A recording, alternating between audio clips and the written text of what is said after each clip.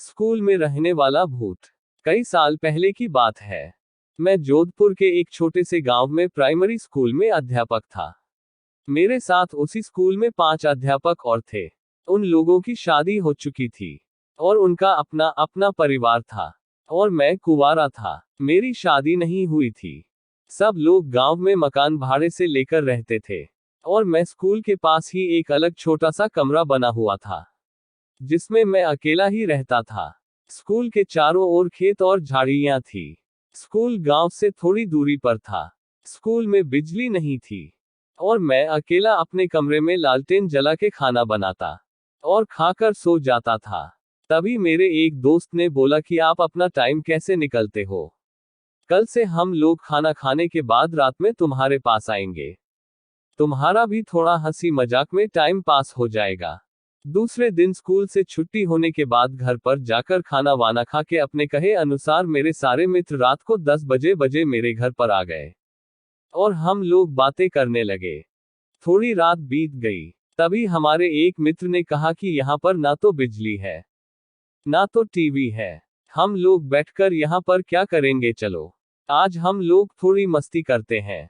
दूसरे मित्र ने बोला हम अपने साथ ताश के पत्ते लाए हैं, चलो खेलते हैं। और हम लोग धीमी लालटेन को जलाकर उसके सामने बैठकर ताश खेलना चालू कर दिया।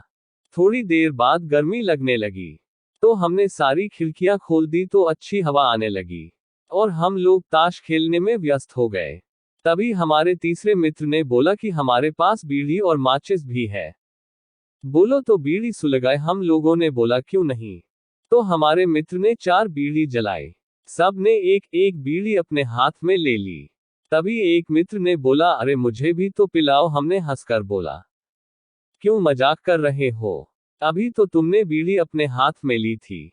तो उसने बोला कि हमको तो दिया ही नहीं, हमको लगा कि यह मजाक कर रहा है और हमने यह बात हंसी में टाल दी।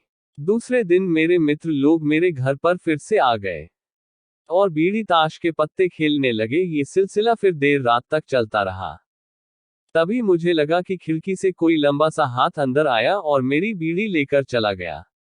तब तो मनो कि मेरे होश उड़ गए, लेकिन उसका चेहरा हमें दिखाई नहीं दिया क्योंकि बाहर अंधेरा था और अंदर लालटेन धीमी जल रही थी।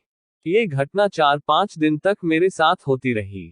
तो मैंने छठे दिन जब सवेरे मेरे मित्र लोग स्कूल में पढ़ाने आए तब मैंने यह बात सबको बताई। सब ने बोला हाँ मैंने भी सुना है कि स्कूल के अंदर किसी अध्यापक ने किसी कारण जहर खाकर आत्महत्या कर ली थी और उसी की आत्मा आज भी स्कूल के आसपास भटकती रहती है।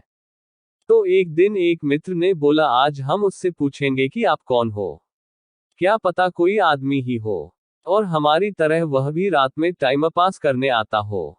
हमने बोला कि ठीक है। रात में मेरे सारे मित्र मेरे घर आए। आज तो 5वां आदमी भी खिड़की से अंदर आकर बैठ गया।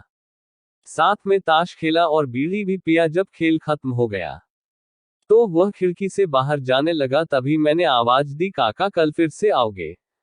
उसने कुछ नहीं बोला। इतना सब होने के बाद उसने हमें कोई नुकसान नहीं पहुंचाया था।